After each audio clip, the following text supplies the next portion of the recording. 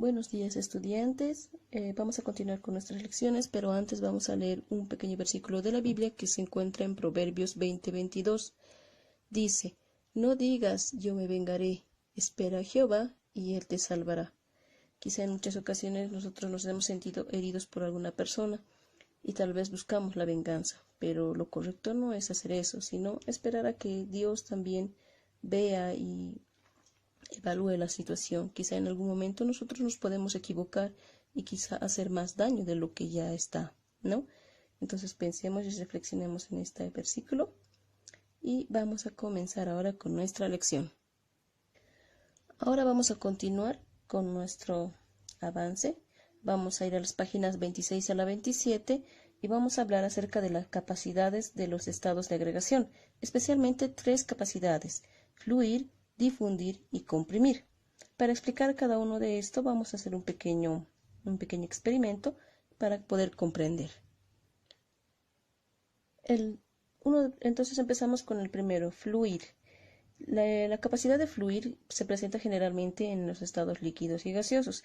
¿A qué se refiere? A la capacidad que tiene el agua o los gases de moverse en el espacio que tienen disponible. Por ejemplo, yo tengo acá un poco de líquido, ¿ya? Y listo. Al echarlo acá no se ha quedado en un solo punto, sino que se ha empezado a mover, ha empezado a fluir, ¿no? Y esto depende de qué, de hasta dónde llegue y la capacidad hasta dónde se pueda estirar, por así decirlo. A eso se le denomina viscosidad, ¿ya? Que es una resistencia a fluir libremente. Los líquidos generalmente tienen diferentes viscosidades. El agua con tinta, por ejemplo, tiene una viscosidad diferente. Si yo echara miel o aceite, la forma de moverse de estos es diferente, ¿no? Entonces, la capacidad de fluir generalmente se da en los estados gaseosos y líquidos, y es la capacidad de poderse mover, expandirse de alguna forma, ¿no? Esa es la primera. Ya, difundir.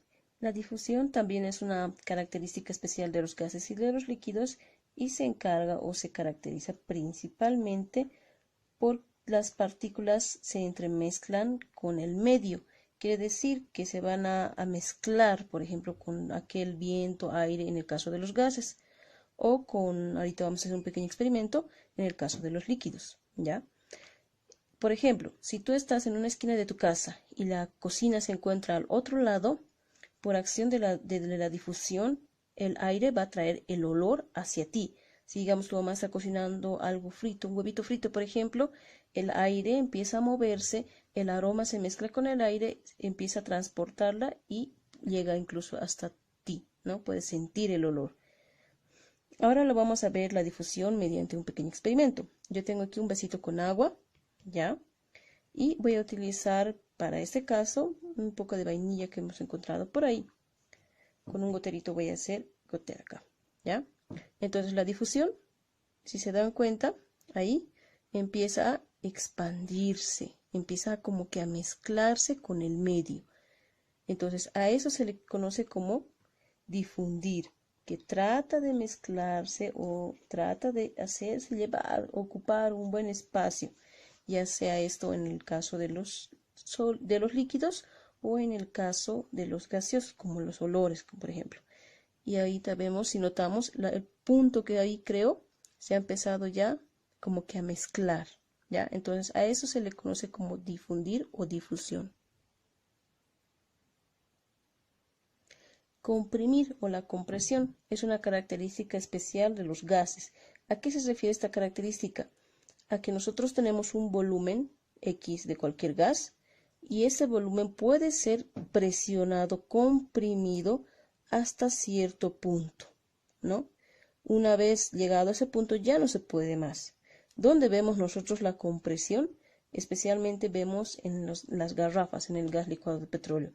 Agarran, qué sé yo, unos 20 litros de aire y lo empiezan a comprimir en un pequeño tanque de gas. Por eso cuando nosotros abrimos la llave de la garrafa empieza a escapar como un sonido fuerte. ¿Lo ve? Sale. Entonces quiere decir que el aire que estaba comprimido ahí, ahora sí puede ser liberado cuando le dan la oportunidad. ¿Listo? Entonces a eso se le conoce como comprimir. Entre estas capacidades, ¿ya? La temperatura especialmente y la presión de la atmósfera hace siempre que hay una variación en cuanto a la compresión, a difundir, cambia referente a estos dos factores, la temperatura donde nos encontremos y la variación de la presión. Ahora vamos a hacer un pequeño ejemplo de eso. Para ver si la temperatura influye en las características de algún objeto o de estos gases, vamos a hacer un pequeño experimento que se llama un globo a dieta. ¿Ya? Este experimento lo estoy haciendo yo para mostrarles y completar en el libro. No es necesario que lo hagan, ¿ya? Pero si desean ampliar su curiosidad, no hay ningún problema. Entonces, ¿para qué necesito? Voy a necesitar un globo, ¿ya? Voy a agarrar al globo y voy a tomar su volumen. Necesito el radio del globo para poder medir el volumen. Entonces, ¿qué es lo que voy a hacer yo? Como es una esfera, lo voy a agarrar y voy a marcar de aquí a aquí. Listo. Voy a medir eso, ¿ya? Y me dice que mide 18 centímetros. ¿Listo? Entonces, ¿qué voy a hacer ahora con el globo? Voy a meter el globo en el refrigerador y esperemos a ver qué pasa. ¿Listo? Ahora mi globito ha estado todo un día, 24 horas en el refrigerador y está un poquito frío y si notan está un poquito húmedo. ¿Listo? Entonces ahora lo que vamos a hacer es volver a hacer lo mismo que hemos hecho hace rato. Agarro mi globito, le marco 1 y al otro lado también 2 y vuelvo a medir. Le pongo mi globito que está totalmente helado en un costado. Vuelvo a medir este diámetro y me dice que tiene 16 centímetros.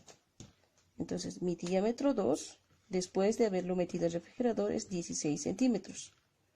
¿Ya? Voy a calcular el volumen de este globo.